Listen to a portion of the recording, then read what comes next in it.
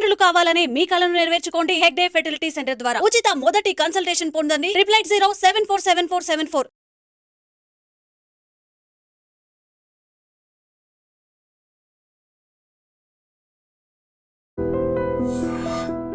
ఎక్కడ పెట్టుకొని అట్లా కొంచెం కొంచెం దాన్ని ఆ రుచిని మళ్ళీ ఆస్వాదిస్తూ తింటున్నా. అన్న రాజీవ్ కనకాల గారికి తెలియని మేకర్ లేరు.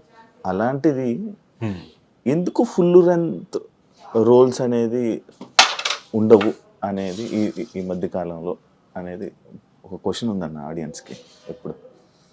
అంటే నేను ఎప్పుడు వెళ్ళి నాకు క్యారెక్టర్ కావాలి, అవును మీకు అది లేదు, అది కూడా నేను విన్నాను. అది ఒక విధంగా తప్పు నాది. ఎందుకంటే నాకు 100% తప్పే. See you have to be, మీరు ఎంచుకున్న ఫీల్డ్ ఏంటి? Acting, glamorous field, where rat రేస్లో మీరు ఉంటే తప్ప మీరు వెళ్ళి మిమ్మల్ని మీరు పిఆర్ చేసుకుంటూ మిమ్మల్ని మీరు పరిచయం చేసుకుంటూ నాకు వేషం ఇవ్వండి అని అడిగితే తప్ప రాని ఫీల్డ్. సరే లక్కీగా రాజీవ్ కనకాల లాంటి వాడికి వచ్చేసింది, అడగకుండానే వేషాలు వచ్చాయి. సరే నేను కూడా ఎవరిని అడగకుండా వస్తూనే ఉన్నాయి, గడిపేశాను. ఇప్పటిదాకా అడగలేదు. అయితే నేను ఇప్పుడు డిసైడ్ చేసుకున్నాను ఆఫ్టర్ మై 50th దగ్గర నుంచి డిసైడ్ చేసుకున్నాను. Why not I ask.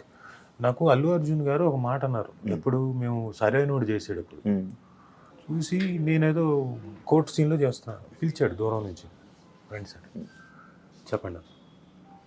నాకు తెర మీద 10 మంది ఆర్టిస్టులు ఉన్నా 10 మంది ఉన్నా కానీ మీరు పర్ఫామ్ చేస్తుంటే మిమ్మల్నే చూడాలనిపిస్తుంది సార్. అలాంటి ఆర్టిస్ట్ సార్ మీరు ఎందుకు, సేమ్ క్వశ్చన్, మీరు ఎందుకు ఎక్కువగా కనపట్లేదు, చేయట్లేదు అంటే నాకు ఎవరిని అడగడం ఇష్టం ఉండదండి, అడగలేదండి.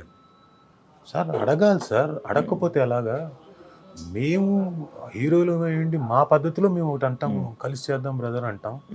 మీరు కూడా అలాగే చెప్పండి, కలిసి చేద్దాం, ఏదైనా ఉంటే చూద్దాం అని చెప్పేసి అడగండి, తప్పులేదని. అయితే అది నేను ఆ రోజున ఓకే అనుకున్నాను, బట్ ఎందుకు అడగడం అని చెప్పేసి అనుకున్నాం, వదిలేశాను. బట్ నా తప్పు కాదనిపిస్తోంది. నేను డెఫినెట్గా ఐ విల్ అప్రోచ్ పీపుల్, ఏదైనా ఉంటే చేద్దాం అని చెప్పడానికి. ఎందుకంటే నేను కూడా ఫిట్గా ఉండాలి కదా, అందుకని నేను సన్నగా అయ్యాను, ఇంకా సన్నగవ్వాలి. ఇంకొక 2 months తర్వాత దెన్ ఐ విల్ అప్రోచ్. అని మీరు ఒకవేళ అడిగితే ఆపర్చునిటీస్ ఎవరైనా అడగాలని అనుకుంటే హీరోస్ని అడుగుతారా, డైరెక్టర్ని అడుగుతారా? హీరోల్ని అడగను. అడగరా? హీరోల్ని అడగను. ఏదైనా ఉంటే డైరెక్టర్ని అడగాలి, లేకపోతే ప్రొడ్యూసర్ని అడగాలి, అంతే. మన ఎందుకంటే మీకు హీరోస్తో బాగా పరిచయం కదా, అందరూ పరిచయం. అదే చాలా మంచి పరిచయం.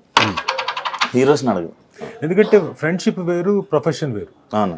నేను ఏమైనా నాకున్న దీనికి నేను ఎవరిని అడగాలి, జాబ్ ఇచ్చేవాళ్ళని అడగాలి, అది డైరెక్టర్ లేకపోతే ప్రొడ్యూసర్. ఎందుకో వాళ్ళు కదా, వాళ్ళిద్దరిని అడుగుతారు. నాకు ఒకసారి ఒక యాక్టర్ అన్నారన్న, అదే సేమ్ ఇందాక పాయింటే, రాజీవ్ కనకాల గారికి ఎలా బతకాలో తెలీదు మన ఇండస్ట్రీలో, ఎవరిని వెళ్ళి నోరిచ్చి ఏది అడగరు, అందువల్లే రాజీవ్ కనకాల గారు స్టిల్ ఇప్పుడు అలానే ఉండిపోయారు. నేను అలాగే ఉండిపోవడానికి ఏం లేదు, నేను బాగానే ఉన్నా. అందరూ ఏమనుకుంటున్నా అంటే నేను అలాగే ఉండిపోయాను. బహుశా వాళ్ళు అనుకుంటున్న ఏంటంటే నేమ్ అండ్ ఫేమ్ వైజ్గా, మనీ వైజ్గా ఇంకా ఎక్కువ వచ్చేదేమో అనుకునే దీంట్లో ఉన్నారు. నాకున్న దాంట్లో నేను సాటిస్ఫైడే. నాకు మంచి క్యారెక్టర్లు వచ్చాయి, మంచి పేరు తెచ్చినవి ఉన్నాయి. 20 ఏళ్ల తర్వాత కూడా నన్ను గుర్తుంచుకునే సినిమాలు ఉన్నాయి, పాత సినిమాలు. సార్ మేము చిన్నప్పుడు మీ సినిమా చూసిన సై సార్ మీ విక్రమార్కుడు సార్ మీ స్టూడెంట్ నెంబర్ 1 సార్ అనేవి ఇంకా ఉన్నాయి. 20 ఏళ్ల తర్వాత కూడా గుర్తుంచుకుంటున్నారని మాటలు కాదు కదా ఈ పర్టికులర్ జనరేషన్. సో ఇప్పటికీ గుర్తుంచుకుంటున్నారు, గుర్తుంచుకోకుండా కాదు. సో నేను చేసినవి చాలా మటుకు గుర్తుండి, అంటే ఒక 8 ఏళ్ల క్రితం చేసిన జనతా క్యారెక్టర్ గుర్తుంచుకున్నారు, నాన్నకు ప్రేమతోలో నేను చేసిన క్యారెక్టర్ గుర్తుంచుకున్నారు. సో అలాంటివి ఏం లేదు నాకు. ఫైనాన్షియల్గా అంటారా, ఎస్ అటు ఇటుగా ఉంటుంది డెఫినెట్గా. బట్ నేను ఎవ్రీ ఇయర్ నేను చిన్న సినిమానో పెద్ద సినిమానో చేస్తూనే ఉన్నాను, నాకు డబ్బులు వస్తూనే ఉన్నాయి. అయితే మీరు అన్నట్టు కొన్నిసార్లు ఫేము, నేము మెయిన్ స్ట్రీమ్లో కనపడాల్సినంత కనపడలేదు. నేను చాలా చిన్న సినిమాలు చేసుకుంటూ డబ్బులు వచ్చేవి నేను చేసుకుంటూ, అంటే నేను ఎవరిని చేయి జాపి అడగాల్సిన పని లేకుండా నా పని నేను చేసుకుంటూ. ఒకరిని చేయి చాచి అడగడం రాదు అని అంటున్నా. చేయి చాచి అడగక్కర్లేదు, కనీసం నోరు విప్పి అడగాలి. నేను కనీసం ఆ పని కూడా చేయలేదు. సో ఇప్పుడు డెఫినెట్గా ఐ కెన్ డెఫినెట్లీ ఆస్క్, లేకపోతే నా మేనేజర్ని పెట్టి మేనేజర్ ద్వారా అన్న అడిగి I try to okay. But అది అడిగే ముందు నేను కూడా ఫిట్గా ఉండాలి కదా, అందుకే ఫిట్గా తయారవడం కోసం ప్రాసెస్లో ఉన్నాను. జూనియర్ ఎన్టీఆర్ గారికి మీకు మంచి పరిచయం ఇది ఉందన్న, ఆయన అభిమానులు కలిసి కూడా అభిమానులతో ఇంటరాక్షన్ అయ్యి కూడా చాలా ఇయర్స్ అవుతుంది. ఎవరు? జూనియర్ ఎన్టీఆర్ గారు ఆయన ఇంటరాక్ట్ అయ్యా, ఆయన ఇంటరాక్ట్ అభిమానులు, ఆయన గురించి ఏమైనా కొన్ని మాటలు మీరు చెప్తారా? కానీ నేను ప్రత్యేకంగా నేను కాంప్లిమెంట్ చేయాల్సిన అవసరం లేదు. ఫ్రెండ్స్ కదా. ఫ్రెండ్స్గా ఒకటి చెప్తా, is a great actor, proven that, చిన్నప్పుడే ప్రూవ్ చేసుకున్నాడు అతి చిన్న వయసులోనే.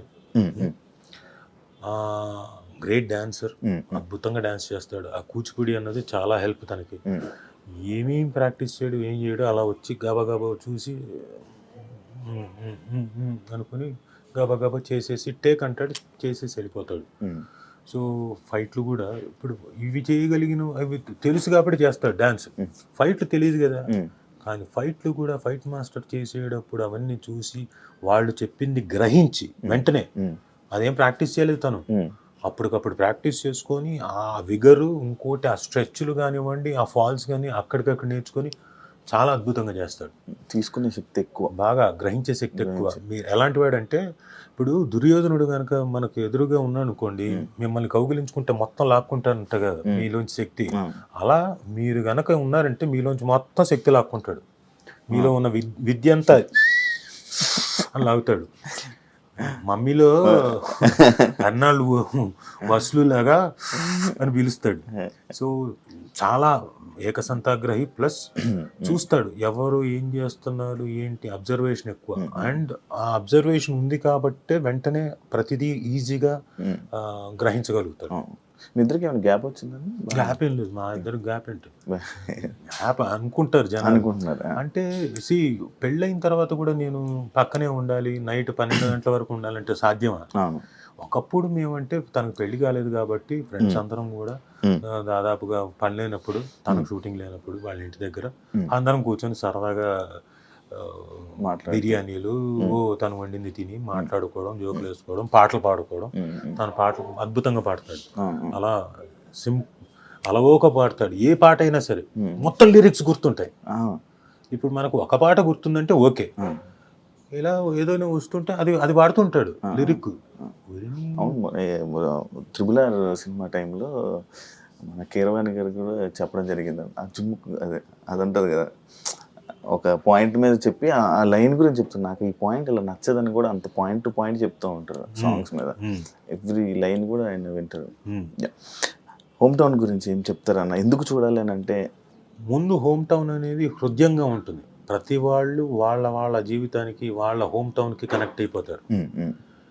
మనం ఎక్కడి నుంచో వచ్చి సిటీలో బతుకుతున్నాం. ఏది మన లైఫ్ ఇందాక చెప్పినట్టు పరిగెడుతున్నాము, నిద్రలో పోవట్లేదు, కష్టపడుతున్నాము అన్ని రకాలుగా. పండగలు వచ్చినప్పుడు, ఇంకోటి వచ్చినప్పుడు మనం మళ్ళీ మన ఊళ్ళకి వెళ్తున్నాం. ఆ ఒక్క 1 day 2 days మనం ఉండి వచ్చేస్తున్నాం. బట్ హోమ్ టౌన్ చూసిన తర్వాత ఏం చేస్తారంటే, అట్లీస్ట్ మనం సంవత్సరానికి 3 సార్లన్నా వెళ్ళి ఒక్కొక్క 3 రోజులు 4 రోజులైనా ఉండి మన హోమ్ టౌన్తో కనెక్ట్ అవుదాం, మనం అక్కడ గడిపోద్దాం అని ఫీల్ అవుతారు. ఎందుకంటే మన జ్ఞాపకాలు చాలా ఉండుంటాయి అక్కడ, చిన్ననాటి జ్ఞాపకాలు, ఫాదర్ మదర్ జ్ఞాపకాలు. ఇప్పుడు నాకు యానం పెద్ద కనెక్ట్ కాదు, నేను పుట్టి పెరగలేదు అక్కడ. కాకపోతే నేను ఎందుకు రీకనెక్ట్ అవ్వాలనుకుంటున్నా అంటే యానంకి, యానం ప్రజలందరికీ చెప్తున్నాను, ప్రజలందరికీ అక్కడ ఉన్న బంధుమిత్రులందరికీ చెప్తున్నాను, మళ్ళీ నేను వచ్చి అంటే వాళ్ళంతకు వాళ్ళు పాపం నన్ను పరిచయం చేసుకున్నారు కూడా. ఏదో పెళ్ళికి వెళ్తే, బాబు నేను మీ నాన్నగారి ఫ్రెండ్ ఫలానా ఇది అది, నాకు ఎంత ఆనందం అనిపించింది. అంటే వాళ్ళంతకు వాళ్ళు వచ్చి వాళ్ళకి ఉండొచ్చు కదా ఈగో, ఆడో కరోనా కొడుకు ఇప్పుడు వచ్చాడు, వాళ్ళ నాన్నగారు లేదు, ఇంతకాలం ఎప్పుడు రాలేదు అనుకోవచ్చు కదా. అలా అనుకోకుండా వాళ్ళు వచ్చి పరిచయం చేసుకుంటున్నారు, మేము ఫలానా ఫలానా ఫలానా అని. గొప్పగా అనిపించింది. సో నేను వెళ్ళి మళ్ళీ ఇక్కడ నా బంధువులతోటి, ప్లస్ అక్కడ ఉన్న ఊరి జనాల్లో చాలామంది మా నాన్న ఫ్రెండ్స్ తోటి, వాళ్ళందరితో వచ్చి కనెక్ట్ అవ్వాలనుకుంటున్నా. ఇప్పుడు 2 సంవత్సరాలకు 3 సంవత్సరాలకు వెళ్తున్నా ఊరికి. ఏదైనా ఫంక్షన్ ఉంటే, నవమి ఉంది, శ్రీరామనవమి ఉన్నప్పుడు వెళ్ళా, ఆ తర్వాత వెళ్ళలేదు. నేను ఏదో మధ్యలో పెళ్ళి ఉంది, ఒక రోజు వెళ్ళాను, జస్ట్ వెళ్ళి వచ్చేసాను. సో ఇప్పుడు అలా కాదు, సంవత్సరానికి 2 సార్లు అన్నా, సంక్రాంతికి ఒక పండగ టైం, ఒక 3 రోజులన్నా స్పెండ్ చేస్తే వీళ్ళందరితో స్పెండ్ చేయడానికి నాకు ఆపర్చునిటీ వస్తుంది. సో అందుకని అలా అనుకుంటున్నా. అది నాకు ఈ హోమ్ టౌన్ చేయడం ద్వారా బాగా ఎక్కువ ఫీల్ అవుతున్నాను. గుర్తు బాగా గుర్తు. ఈ కనెక్షన్ ఏమవుతుందంటే రేపు పొద్దున నా పిల్లలకి రోషన్కి కానీ మనస్వినికి కానీ అది నేను వాళ్ళకి కనెక్ట్ చేయగలుగుతాను. లేకపోతే నేనే వెళ్ళకపోతే వాళ్ళకేం కనెక్ట్ చేస్తాను.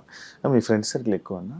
ఒకప్పుడు బాగుండేది. నాకు మామూలుగానే తక్కువ, అంటే నాకు వెరీ లిమిటెడ్, చాలా సెలెక్టివ్ ఫ్రెండ్స్. ఎక్కువనే friends circle. Thank you so much అన్న, ఇంటర్వ్యూ ఇచ్చినందుకు. మంచి సక్సెస్ అవ్వాలని సిరీస్, మంచి జనాల్లోకి వెళ్ళి మంచి నేమ్ వచ్చి ఇంకా ఎక్కువ సిరీస్తో మళ్ళీ తెలుగు ఆడియన్స్ మంచిగా ఎంటర్టైన్ చేయాలని మనస్ఫూర్తిగా కోరుకుంటున్నాను. థ్యాంక్ యూ సో మచ్ అన్న. ఏం కలకలేదే? ఏమన్నా ఏదో కాంట్రవర్షియల్ క్వశ్చన్తో మీరు మొదలెడతారు కదా, అదే ఇంకా రాలేదు ఏంటని. లేదన్నా, అలాంటివి అనుకోలేదు నా మీద. అన్న లేదన్న. మొన్న కూడా సుమ గారిని ఇంటర్వ్యూ చేద్దామంటే నీ ఇంటర్వ్యూకి వస్తానని నేను ఎలా అనుకుంటున్నావు శివ? లైక్ కాంట్రవర్సీలు అంటే ఏమైపోతుందంటే ఇంటర్వ్యూ ఇవ్వడానికి ఎవరైనా సరే ఈ మధ్యకాలంలో ఆర్టిస్టులు కానీ ఎవరో ఒకళ్ళు సడన్గా ఫేమస్ కావాలనుకున్న వాళ్ళు డెఫినెట్గా వచ్చేస్తారు. కాంట్రవర్షియల్ ఉన్నా ఏదైనా కష్టపడి పేరు సంపాదించుకున్న వాళ్ళకి కాంట్రవర్సీలోకి దిగిపోయారంటే పేరు పోద్దు అంతే కదా.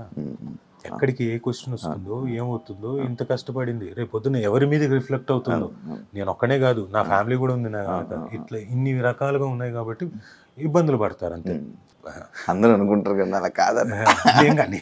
నేను మళ్ళా అడుగుతావేమో, అడిగితే దానికి కూడా సమాధానం చెప్దామని. లేదు, అదే ఒక నడిపిద్దాం మెల్లి ప్రశాంతంగా కూల్గా కొత్త మెల్లగా మొదలెడదామని. Thank you so much. Thank you very much. Thank you. Nice interview. Thank you so much. చూసారు కదా ఇంటర్వ్యూ. ఇంకో గెస్ట్తో మళ్ళీ మీ ముందు కలుస్తా. అంతవరకు బాయ్.